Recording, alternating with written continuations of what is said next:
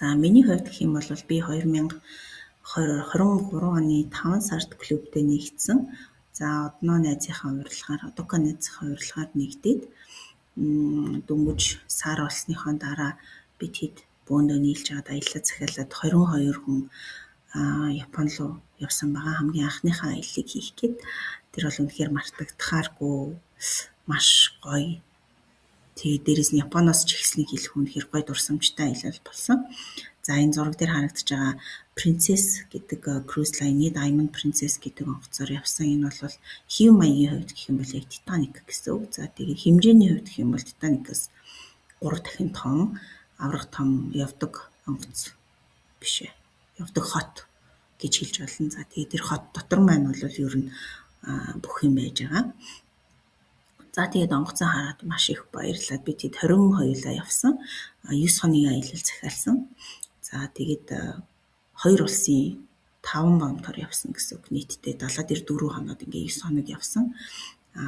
Нөхөр би болохоор нөхөртөөгөө ер нь гэр бүлийн найзуудаараа явсан гэсэн үг. Дандаа 2-2-ороо. За 23-наас эхлээд 11 сарын 1 хүртэлх аялал байсан. Яг миний төрсөн өдрөөр яг бид хэд онгоцондоо сууж таарсан.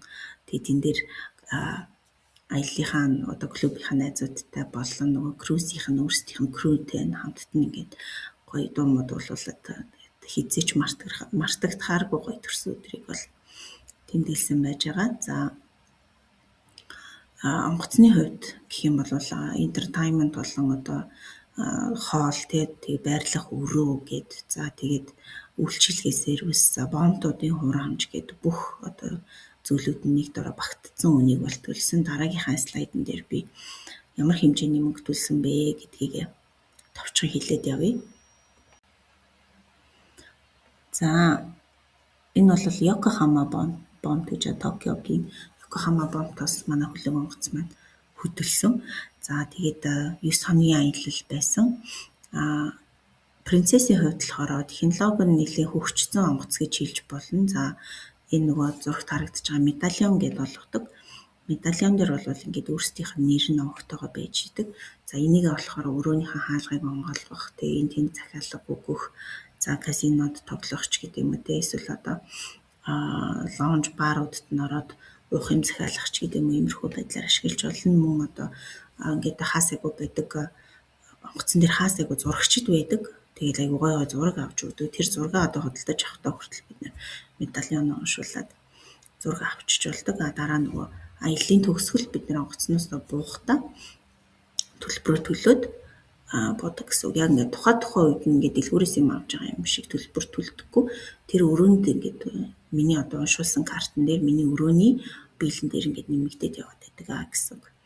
За хажууд нь нөгөө нэг хаалгаа хүртэл энэ медальоноор онгойлгоно. За тэгмүүд ингээд төрсөн өдөр байсан учраас ингээд төрсөн өдрийн мэд хүргэе энэ гэсэн. За төлбөрөө ярия. Төлбөрийн хувьд болохоор их гоё. 9 хоногийн аялал тэгээд нөхөртөөгөө хоёулаа явсан. Тэгэхэд бол аяллаа нийт дүн $1197.40 гарсан. За энийг бол би яасан бэ гэхээр нөгөө нэг 5 сард нь аялын клубтэй нэгдээд 6 сард нь бас хуримтлал хийгээд нийтдээ $400 хуримтлал надад байсан. Тэгээ би $1177-оос $400-аа бүгднийг хасуулаад тэгээд $754.76 нөхөр бит хоёр ингээд картнасаа халааснасаа төлсөн гэсэн үг. Тэгэхээр 9 хоног тэгээд дээрээс нь Йокохамагаас эхлээд за далаа дээр 4 хоноо дундаа Япончуудын өөрсдөө ч хүртэл мөрөөддөг Окинавагаар нь яваад Ишигакигаар нь яваад за тэгээд дундаас Тайваны Тайпей ороод тэг буцаад бид нар Японд ирж ингэж 9 хоногийн аяллаа хийгээд дуусгасан байгаа. За энэ байрлах өрөө орсноос гадна бомтын хураамж орсон. Тэгээд бидний бүх идэж уух хоолны төлбөр орсон. Круз онгоцон дээр аялал хийж байгаа шүү дээ. Бас зугаалж байгаа тэргүүр чи явж байгаа нөгөө нэг усан бассейнд орно, жакузинд орно. За дээрээс нь спортын нөгөө жим юм байж байгаа, гүйлтийн зам нь байж байгаа. Тэгээд энэ бүх төрлийн нөгөө нэг entertainment харах хэмжээнүүд байж байгаа. Тэднэр нь бүгд орцсон төлбөр гэж ойлгож болно. Тэгээд 9 хоногийн 2 хүний нийт зардал ингээд $754 болсон бахнэ. Хуримтлалынхаа үр шимээр хамаагүй хямдхан аялсан гэсэн үг. За энэ бидний дараагийн аялал буюу өнгөрсөн жил гэр бүлээрээ хийсэн аялал байгаа. Нөхөртөөгөө хүүхдтэйгээ ээжигээ хатам ээжигээ дагуулад ингээд дөрвөлөө аялсан. Та 6 сарын 20-оос 24-ний хооронд 4 шөнийн аялал байсан. За аялал маань болохоор Шанхайгаас эхлээд Шанхайд дууссан. За замаараа Чежу орсон. Тэгээд Японы Сасебо гэдэг бомбд орсон. Тэгэхээр ер нь 3 улсын 4 хотын аялал гэдээ ойлгочих болно. За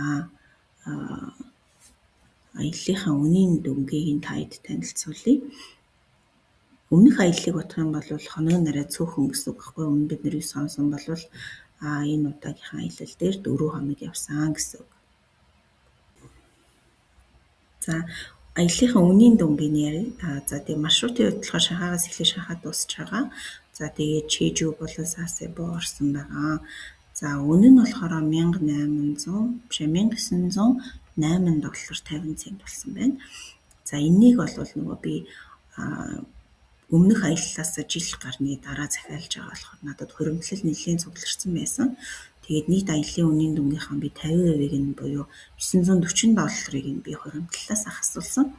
За тэгээд үлдсэн $940-ыг нь болохоор бид карманаасаа нэмэлтээр төлсөн гэсэн үг. За тэгээд манай өрөө болохоор Балконтой өрөө байсан. Гэтэ бид нэр Балконтой өрөө бол анхнаасаа захиаггүй л дээ. Анхнаасаа нөгөө нэг инсайд гэдэг арай хямдхан төлбөртэй өрөөгийн захиасан боловч ягд ч мэдгүй чекин хийсэн чинь Балконтой өрөө тарсан амар азтай. Тэгээ Балконтой өрөө бол үнэхээр гоё юм байлээ. Яг өрөөнд дотроос ингээл нар мандахыг хараад, нар жаргахыг хараад ийм романтик орчин бүртэл тэйлээ ингээд далайг ингээд өрөөнд дотроо байхдаа мэдрэх тэр мөч бол аюу гоё байсан. За тийм Азаас хүмүүс таардаг баха. Ямар ч байсан бид нарт бол тэгж таарсан. За тэгээд ямар ч байсан $940 долларыг бол бид нэр өөрсдөөсөө төлж байгаа 4 шөнийн ийм гоё сонгоцоор явсан. За Costa Cruise гэдэг компани, Costa Serena гэдэг онгоцоор явсан. Онгоцны хувьд бол бас үнэхээр гоё онгоц байсан. За хүүхдтэйгээ явсан. За хүүхд маань болохоор үнэхээр одоо хүртэл ингээд дахин яриад дахиад явъя л даа л гээд байгаа. Хүүхдийн мөрөөдөл бас их томордсон байлээ. Дээрээс нь хэлний мэдлэг нь нүүр хагарах гэл ер нь давуу талууд маш их байсан. Дээрээс нь хүүхд харах үйлчлэгээ бас байсан. Тэгээд тэр үйлчлэгийг нь авангууд ингээд эхлээд очиод бүртгүүлчдэг. Тэгээ юм гэрээ шиг юм хонзуурдаг. За ийм харшилтай юу энэ тэр ингээд бүх нүгний хүүхдийн онцлог ийм давуу талуудыг нь бүгдийг нь асуудаг. За тэгээ хүүхдийн насанд нь тохирсон багш нар нь бас байж идэг.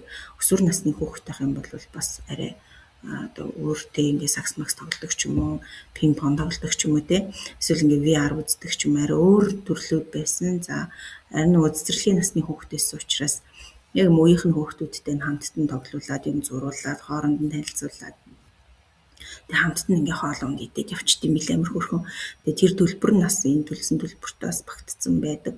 Ер нь бол 6 сараас дээш настай 6 сараас дээш одоо сартай настай гэх юм уу хүүхдүүд бол круз дээр аялж болно. 6-аас доош сартай болохоор хүлээж авдаг юм байлээ. За тэгээ насных нь ангиллалтанд тохирсон хүүхд харах үйлчилгээнүүд байдаг учраас хүүхдтэйгээ явхад бол ерөөсөө санаа зовох тэр шах ч юм уу ингээд хүүхдээ ингэж дагаж явал хойноос нь кэрлэл явах ер нь бол шаардлага байдаггүй. Бид нэр өмнөөс ингээ хүүхдүүдийг нь үн төлбөргүй хараад ингээд салхилуулаад зугаалуулаад гоё англиар ч юм уу те тухайн орных нь хэлээр нь яриад ингээд явцдаг. За өмнөх аялал дээр болохоор Японоос явсан болохоор хүмүүс нь ажилчид нь бол ингээд японоор англиар өөр ямар хэлээр яриадлаа ингээд өөр хэлээр аль одоо олон жуулчин явж байгаа улс орных нь хэлээр яриа явчихдаг юм байлээ. За энэ аяллаа хувьд болохоор бид нэр Шанхайгаас эхэлсэн учраас хятад аялагч маш их байсан. Европ хүмүүс бас маш их байсан. Гэхдээ хятад нь илүү их байсан учраас ажилчид нь бүгд хятадаар ярьдаг, англиар ярьдаг тийм хүмүүс байсан. Тэгэхээр хэлний хувьд бол асуудал байгаагүй. Солонгос хүмүүс бас маш их байсан. Тэгээд тэр нь бас манай хүүхдэд давуу тал болсон.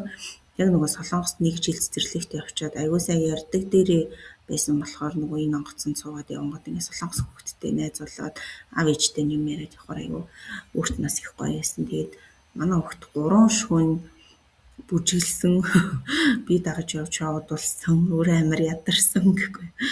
Хөөхөн ингээд хүүхдүүдтэй хамт ингээд DJ ая тавиад бүжиглэнгүүд чинь main lobby-нд бүжиглүүлж байгаа байхгүй DJ-ийн ая тавиад ингээд томчууд зөндөө монголчууд 100 гаруй монголчууд явсан байлээ. Бид нэр өөрсдөөсөө мэдээгүй байсан чинь яг круз дээр гарсан чинь маш их монголчууд явж исэн.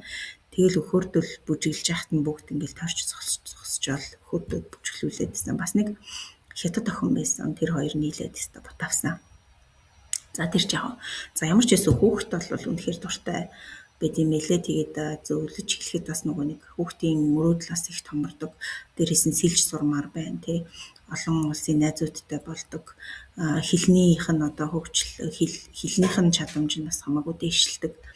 Тийм байт юм элэ шүү. Тэгээд хүүхдүүдэд бас илүү аялуулаарай. За бас зөвхөн хүүхдүүдэд зориулсан Disney Cruise гэж бас байгаа штэ. Одоо 26-ны 3 сараас эхлээ Сингапураас явж байгаа юм онгоц байж байгаа. Зөвхөн Disney явдаг Disney гэсэн үг байхгүй. Зөвхөн хүүхд бол очихгүй, том хүн ч гэсэн очиж болдог. Хүүхдүүдэд дагуулад очиод аялахад бол үнэхээр гайхалтай. Одоо entertainment нь бүр ингээд тулцсан яг Disney ямар гэдэггүй яг тийм л гэсэн үг. За тийм одоо сонголтоос байгаа шүү.